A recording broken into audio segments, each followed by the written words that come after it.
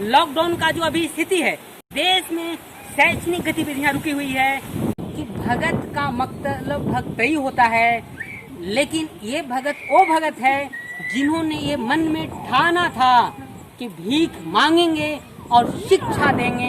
ये महिलाओं में जो एक जुनून और जज्बा अपने बच्चों घर परिवार को बदलने के लिए। नमस्कार आप लोगों को। मैं आज बोधगया प्रखंड के अतिया पंचायत अंतर्गत सर्वोदयपुरी में आए हैं। आज मैं यहाँ पे महिलाओं के साथ खास करके कुछ यहाँ के विद्यार्थियों को लेकर, बच्चों को लेकर शैक्षणिक स्तर और शिक्षाओं के अंतर्गत जो गतिविधियाँ होती है, हर गांव में मैं घूमकर देख रहा हूँ। हर जगह की गतिविधियाँ वहाँ के गांव के लोगों के और वहाँ के माहौल के आधार पर कुछ न कुछ अंतर देखने को मिल रहा है।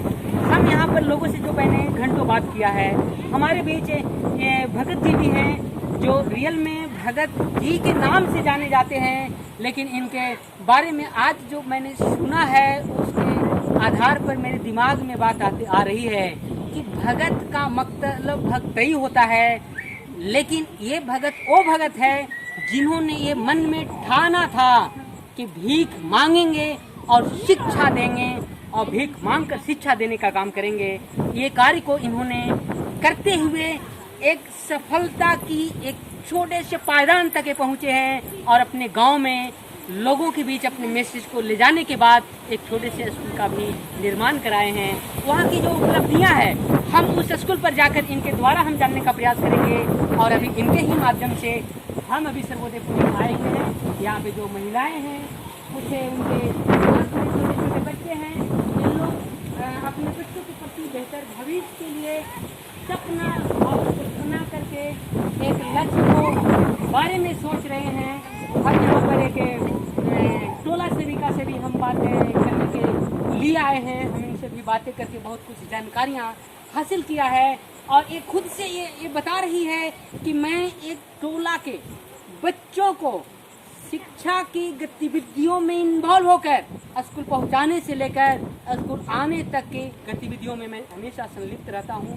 उन लोगों के साथ इन्वॉल्व रहते हैं और उनके शिक्षाओं के प्रति मुझे इतना प्रेरणा दिल से मिलती है कि मैं स्कूल जाने के बाद मैं खुद बच्चों को पढ़ाने लग जाती हूँ। उसी के साथ एक यहाँ पे महिलाएं हैं जो अपने बच्चों को पढ़ाने के प्रति अच्छा खासा पैसे भी खर्च कर रही है। इनका उम्मीद है, इनकी एक सपना है कि मेरा बच्चा अच्छा जरूर करेगा, इसलिए कि हम बच्चों को पढ़ाई में अच्छे खर्च कर रहे हैं, अच्छे स्कूल तक पहुंचा रहे हैं। हम इनसे मिलते हैं और इनसे ही बात सुनने का प्रयास करते हैं कि आखिर अपने बच्चों को जो पढ़ाने के लिए अच्छे खासा पैसे भी अच्छे स्कूलों में पढ़ाने के लिए जो खर्च कर रहे हैं, आखिर आप क्या सोच रहे हैं, क्या आपका लक्ष्य है, प्लान है बच्चों के बेहतर भविष्य के लिए, आप कैसे सोचते हैं, आप खुद से बताएंगे। आपका नाम क्या है? आपका घर कहाँ है? तो आप बताइए, आप बच्चे को अच्छे स्कूल में अच्छे शिक्षा के लिए भेज रहे हैं, आप अच्छे स्कूल में बच्चों को भेज रहे हैं, क्या आपके सोच में है, आपके बच्चे का बेहतर भविष्य को लेकर सपने बना हुआ है, आप क्या बच्चों के बारे में एक बेहतर रिजल्ट सोचते हैं अनुसार कि हम तो मांझी समाज के हैं, लेकिन जो अगल बगल है, पसमान है, रमानी है, उसका बच्चा पढ़ने जाता है स्कूल में, तो उन लोग बच्चा को डॉक्टर बन गया है, कोई इंजीनियर बन गया है, तो हम भी सोचते हैं कि मांझी समाज के आदमी हैं तो हम पढ़ावेंगे, कुछ मेहनत करके, दुख मजदूरी करके, तो हमरो बच्चा कम से कम डॉक्टर बन जाए, इंजीनियर बन जाए, तो हमको कुछ आगे का लक्ष्य बढ़ेगा। रियल में ये जो महिलाएं कह रही है ये बिल्कुल सत्य कह रही है और ये सत्यता हमारा हर गांव में ये देखने को मिल रहा है। बिल्कुल इनका कहना सत्य है कि अगर हम बच्चों को पढ़ा रहे हैं, अगर बेहतर शिक्षा पाएगा मेरा बच्चा, अच्छा जरूर करेगा। इसका कारण भी ये उदाहरण के तौर पर बता रहे हैं कि मेरे गाँव में कुछ अच्छे घर परिवार समाज के बच्चे हैं, उनके भी बच्चे पढ़कर अच्छे कर रहे हैं। इसी उम्मीद और इसी सपना और यही लक्ष्य बनाकर हम अपने बच्चों को पढ़ने के लिए भेज रहे हैं और बच्चे पढ़ भी रहे हैं। लॉकडाउन का जो अभी स्थिति है उसको लेकर पूरे देश में शैक्षणिक गतिविधियां रुकी हुई है, बात अलग है। ये रुकी हुई है तो पूरे देश की स्थिति है, पूरे विश्व की स्थिति है। हम समझते हैं ये महिलाओं में जो एक जुनून और जज्बा अपने बच्चों, घर परिवार को बदलने के लिए और अपने समाज के प्रति अपने बच्चों को एक मॉडल बनाने के लिए जो मैंने हिम्मत जुटाई है, एक प्लानिंग के तहत जो बच्चों को प्रति शिक्षा में एक समर्पित भाव से दिख रही है, हम समझते हैं कि अपने घर के, अपने बच्चों के विकास की बात नहीं, आपके सोच, आपकी विकास की जो प्लानिंग है वो बच्चा बेहतर करेगा, एक गांव का मॉडल बनेगा, एक गांव को प्रेरणा मिलेगा, आगे चलकर समाज भी इससे प्रेरणा लेगा और जरूर बेहतर करेगा। एक साथ एक बात और मैंने यहाँ मार्किंग करते हुए पाया है, जैसा कि अपने शब्दों में बताया कि मैं मांझी जाति का हूँ। हम आप लोगों को एहसास करा देना चाहते हैं कि बाबा दशरथ मांझी का नाम से आप अवगत हैं या नहीं, बताइए। बाबा दशरथ मांझी को जानते हैं? दशरथ मेरा मायके है, दशरथ मांझी का घर था। उसका घर है गहलारा और जेठियन और जेठियन में पड़ता है। तो जब दशरथ मांझी रास्ता काट के पहाड़ बना दिया सर, पहाड़ के रास्ता, पहाड़ काट के रास्ता, पहाड़वा काट के रास्ता बना के, जब दशरथ मांझी के पास इतना ही था लेकिन पहाड़ काट के रास्ता बना रखा है, तो हम लोग कुछ ही मत होना चाहिए कि जब ओकरे समाज के हमो आदमी है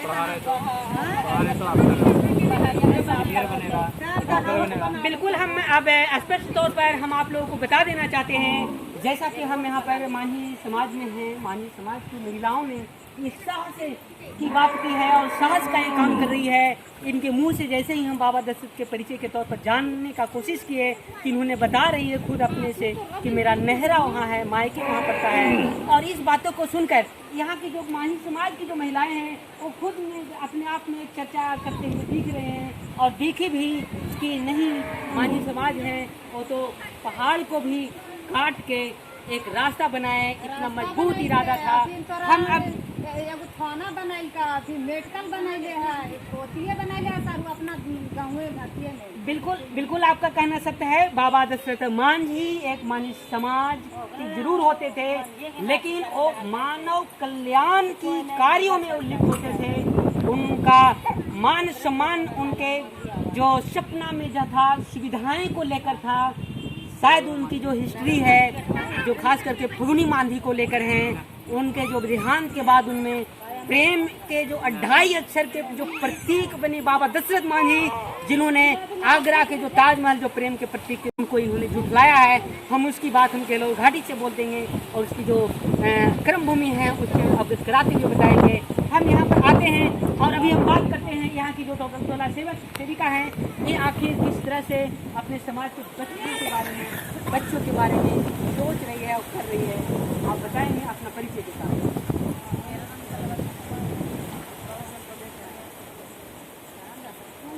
आप क्या हैं? टोला सेवक हैं। तो क्या आप कर रहे हैं बच्चों के प्रति? सुबह में हम लोग का ट्यूशन पढ़ाना 7 से 9 बजे तक 2 घंटे ट्यूशन पढ़ाते हैं। उसके बाद स्कूल पे पढ़ाना होता है। स्कूल में ऐसे घर पर न रख, वहीं पर टाइम देते पढ़ाने के लिए। रियल में हम समझते हुए इनकी बातों को, इनकी भावनाओं को हम कदर करते हैं, रेस्पेक्ट करते हैं। मैं बहुत सारे मोहल्ले में भी गया है, वहाँ टोला से तो फिर 5वां तक क्लास है तो ये एक ऐसे एक अलग टोले सेविका के रूप में हमारे सामने दिख रही है, जो खुद बताती है कि 7 से 9 हम टोले में बच्चों को पढ़ाते हैं और उसके बाद स्कूल ले जाते हैं। स्कूल में भी हम बच्चों को पढ़ाते हैं। तो ये बिल्कुल एक टोला सेविका है जो खुद अपने दायित्व को, कर्तव्यों को निभा रही है। हम चाहेंगे कि ऐसे ही टोले सेवक हर अपने अपने कर्तव्यों और दायित्वों को निभाएं। तो ये जो समाज को उत्थान के लिए जो हमारी बिहार सरकार ने जो मिशन बनाकर ये चालू किया है, वो जरूर आगे बढ़ता हुआ नजर आएगा और बढ़ भी रहा है, दिख भी रहा है। इसी के साथ हम अपनी वाणी को विराम करते हैं।